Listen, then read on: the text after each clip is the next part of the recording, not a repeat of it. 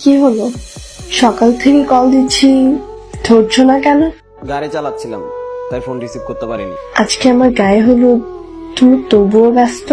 আজ তোমার গায়ে হলুদ এই কথাটা বলে থাকার জন্যই নিজেকে ব্যস্ত করে রেখেছি।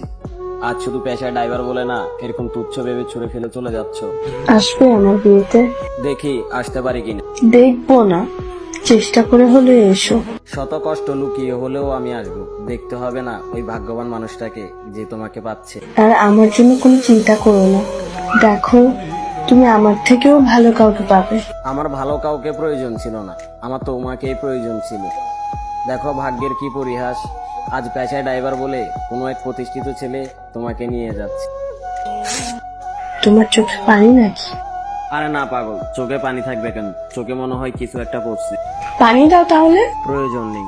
কি হলো, চুপ কেন?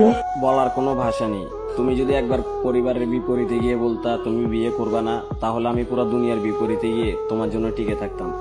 আজ শুধু পেশায় ড্রাইভার বলে এভাবে নিখুঁতভাবে গেমটা খেলে আমায় ঠকাই দিলা যে। তুমি কি আমার উপর রাগ করে আসো? তোমার উপরে রাগ করার মতো কোনো রুচি আমার নেই, আর তোমার সাথে রাগ করাটাই এখন মূল্যহীন। যাই হোক, বিয়ে করতেছো, সংসারিক হও, স্বামীর প্রতি যত্ন নিও, নিজের খেয়াল রেখো, ঠিক মতো খাওয়া দাওয়া করো। আর হয়তোবা জানি আজকের পর থেকে তোমার মুখে আর আমার নামটা মানাবে না। যাই হোক, তারপরও ভালো থেকো, দোয়া করি। আর ভালো থেকো, বাই। আমার কিছু ভালো লাগতেছে না।